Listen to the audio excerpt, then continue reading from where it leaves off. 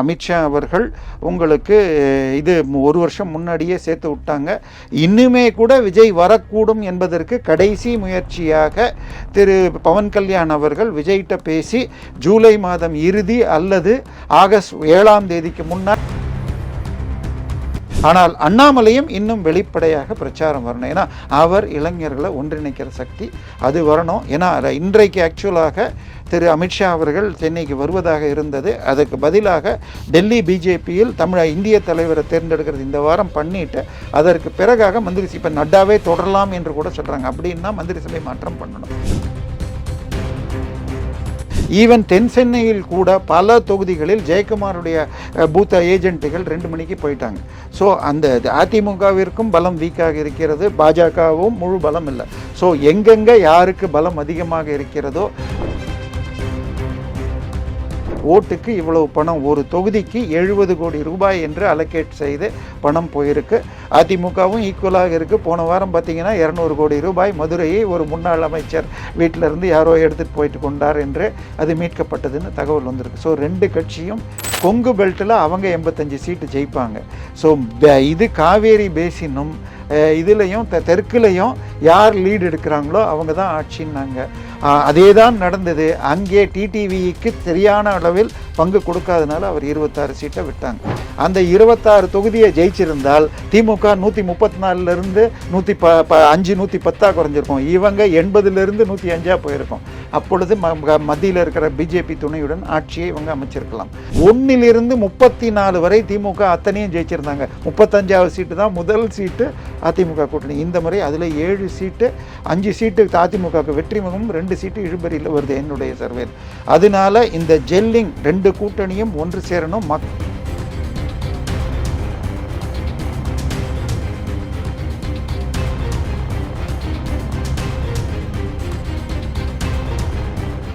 Real one நண்பர்கள் உறவுகள் அனைவருக்கும் வணக்கம்.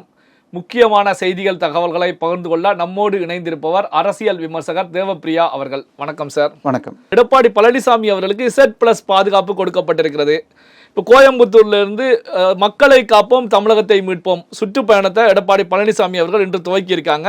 இந்த சுற்றுப்பயணத்தில் தமிழக பாஜக தலைவர்கள் நயினார் நாகேந்திரன், எல் முருகன் போன்றவர்கள் கலந்துகிட்டு இருக்காங்க. இதை எப்படி பார்க்குறீங்க? இல்லை, இதுதான் ரொம்ப ரொம்ப முக்கியம். ஏன்னா இது வரைக்கும் ஒரு பிரச்சாரம், எல்லா கட்சியும் கூட்டணின்னு சொல்லலாம்.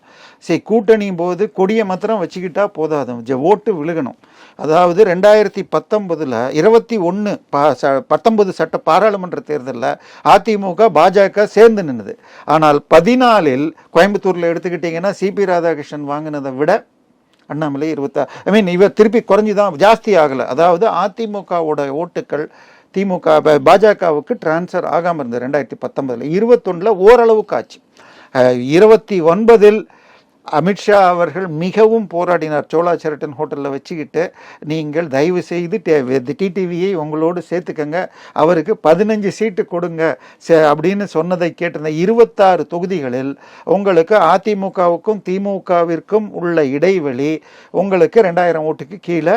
டிடிவி வாங்கினது 5000லேருந்து 20000. அந்த 26 தொகுதியை ஜெயிச்சிருந்தால் திமுக 134லேருந்து 110 குறைஞ்சிருக்கும். இவங்க 80லேருந்து 105 போயிருக்கும்.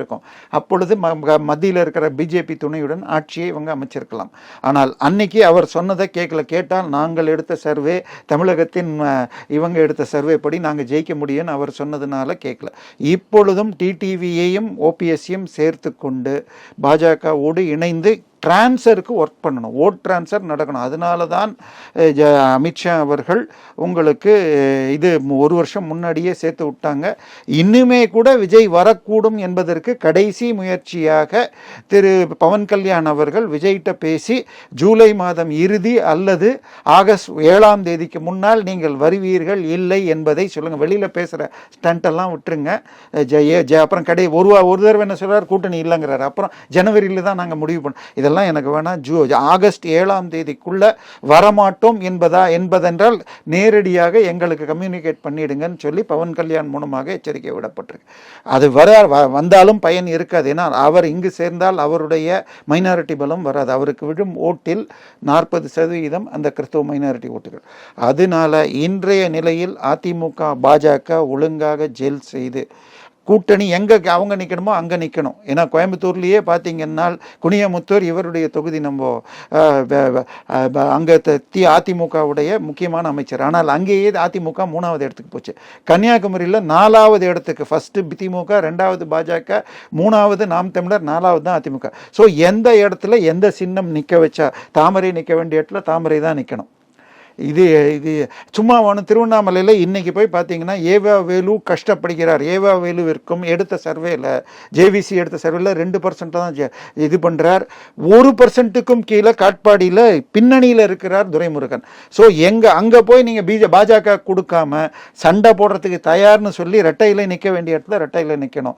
40லேருந்து 50 சீட்டு குறையாமல் தாமரை நிற்கணும். இதை நோக்கி ஒரு அண்டர்ஸ்டாண்டிங்கோடு போனால் மிக நிச்சயமாக கருணாநிதி செய்துள்ள அதே ரெக்கார்டை ஒரு முறை கூட நான் 2வது முறை வெற்றி பெற்றதில்லை என்பதை ஸ்டாலின் இந்த முறை நிரூபிப்பார். பாஜக பொறுத்த வரைக்கும் பூத் கமிட்டி பயிலரங்கம் நடத்தியிருக்காங்க. இதில் வந்து பார்த்தீங்கன்னா தொடர்ச்சியாக ஆகஸ்ட் 27ஆம் தேதியிலிருந்து தொடர்ச்சியாக ஒவ்வொரு மாவட்டங்களில் மாநாடு அப்படிங்கிறத அனௌன்ஸ் பண்ணியிருக்காங்க. முதல் மாநாடு திருநெல்வேலியில் ஆகஸ்ட் 27ஆம் தேதி நடைபெறுகிறது. இதை எப்படி பார்க்குறீங்க? இல்லை, இது எல்லாமே தேவை. ஏன்னா தொண்டர்கள் உற்சாகம் தான் வேணும். ஏன்னா நீங்கள் போன எலெக்ஷனில் 24 பாராளுமன்ற தேர்தலில் சென்னையில் என்ன பண்ணிட்டாங்க, இந்த சீட்டை மத்திய சென்னையை இதுக்கு கொடுத்துட்டாங்க. அதிமுக சார்பாக இவங்களுக்கு தேமுதிக கொடுத்துட்டாங்க. இல்லை எஸ்டிபிஐ கொடுத்தாங்க. இல்லை தேமுதிகக்கு எஸ்டிபிஐ கொடுத்துருந்தா முஸ்லீம் ஓட்டு வந்திருக்கும். அவங்களுக்கு திண்டுக்கல்ல கொடுத்தாங்க. அதே மாதிரி சவுக்கு சங்கர் ப்ளே பண்ணி காங்கிரஸை நான் உங்களோடு கூட்டணி கொண்டு வருகிறேன் என்று எடப்பாடியை ஏமாற்றி, அதே போல் சுனில் கனோலும் சொல்லி கடைசி வரும்னு வச்சுக்கிட்டு கடைசியில் திருவள்ளூர் சீட்டை வாங்க வச்சு திருவள்ளூரில் தன்னுடைய மச்சானை நிற்க வச்சு எதிராக தேமுதிக போட்டு தமிழகத்திலே அதிக ஓட்டில் அவருடைய மச்சான் நிற்க வச்சார். ஸோ இப்போ எடப்பாடி இப்பொழுது சவுக்கு சங்கரை காலி பண்ணி கவிட்டு விட்டுட்டார் என்று தேவையில்லாமல் அதிமுகக்குள்ளேயே பிளவு ஏற்படுத்துகிறார், காசு வாங்கி கொண்டு அவர் பேசுகிறார் என்று கட்டி விட்டுருக்காங்க. ஸோ இன்னைக்கு கூட்டணி பலம், அதை தாண்டி பூத் கமிட்டி. இப்போ வட சென்னையில் பூத் கமிட்டியில் அதிமுக கூட்டணி ஆட்களே 2024 2வது இடத்தில் வினோத் செல்வம் வந்தார். ஈவன் தென் சென்னையில் கூட பல தொகுதிகளில் ஜெயக்குமாருடைய பூத் ஏஜென்ட்டுகள் 2 மணிக்கு போயிட்டாங்க. ஸோ அந்த அதிமுகவிற்கும் பலம் வீக்காக இருக்கிறது, பாஜகவும் முழு பலம் இல்லை. ஸோ எங்கெங்கே யாருக்கு பலம் அதிகமாக இருக்கிறதோ அங்கே அவர்கள் ஒன்று சேர்ந்து, ஏன்னா திமுக என்ற கட்சி ஓட்டுக்கு இவ்வளவு பணம், ஒரு தொகுதிக்கு 70 கோடி ரூபாய் என்று அலோகேட் செய்து பணம் போயிருக்கு. அதிமுகவும் ஈக்குவலாக இருக்குது. போன வாரம் பார்த்தீங்கன்னா 200 கோடி ரூபாய் மதுரையை ஒரு முன்னாள் அமைச்சர் வீட்டிலிருந்து யாரோ எடுத்துகிட்டு போயிட்டு கொண்டார் என்று அது மீட்கப்பட்டதுன்னு தகவல் வந்திருக்கு. ஸோ 2 கட்சியும் பணத்தை நோக்கி போனாலும் அதை தாண்டி மக்கள் இந்த ஆட்சி போகணுங்கிறதுல தெளிவாக இருக்காங்க. சட்டம் ஒழுங்கு, பெண்கள் பிரச்சனை, பால் விலை ஏற்றம், இது கரண்ட் பில் ஏற்றிருக்காங்க சார். கரண்ட் பில் வீட்டுக்கு ஏற்றலன்னு சொல்கிறாங்க. நீங்கள் வாங்குகிற ஒவ்வொரு பொருளும் ஃபேக்ட்ரியோட வேலை இருக்குல்ல. ஸோ சிறு குறு தொழில்களுக்கு கரண்ட் பில் ஏற்றிருக்காங்க.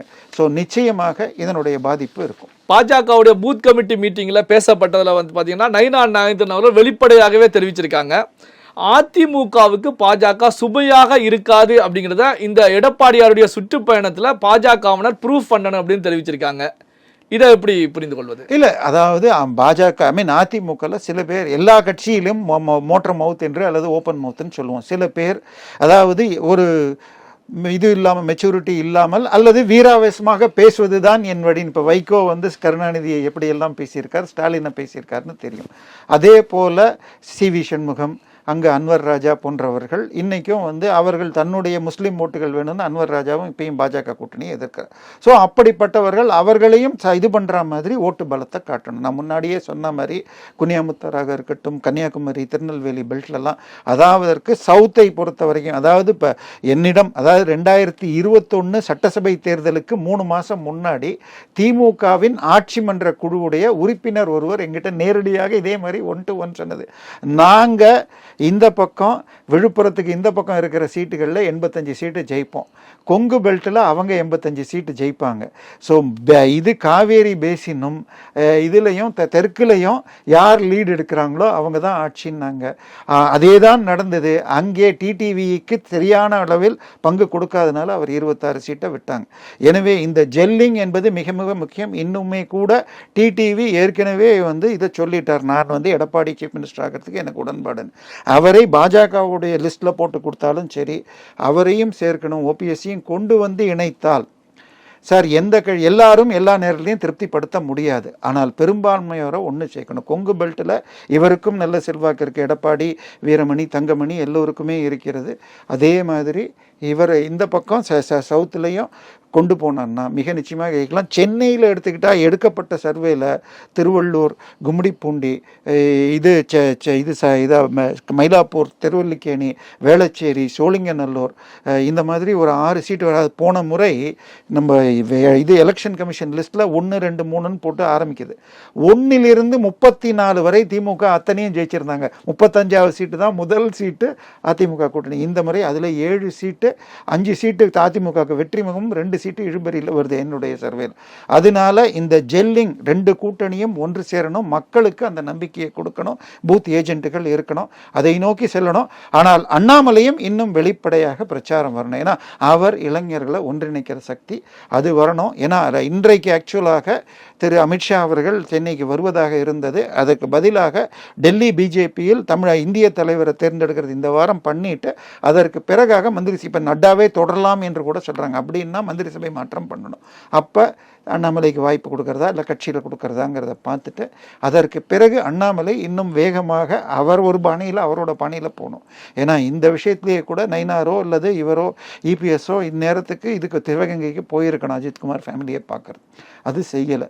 அதையெல்லாம் அடாவடியாக செய்வதற்கு அண்ணாமலையும் தேவை. பல்வேறு முக்கியமான செய்திகள், தகவல்களை நம்முடைய உறவுகளுடன் பகிர்ந்து கொண்டதற்கு நன்றி சார்.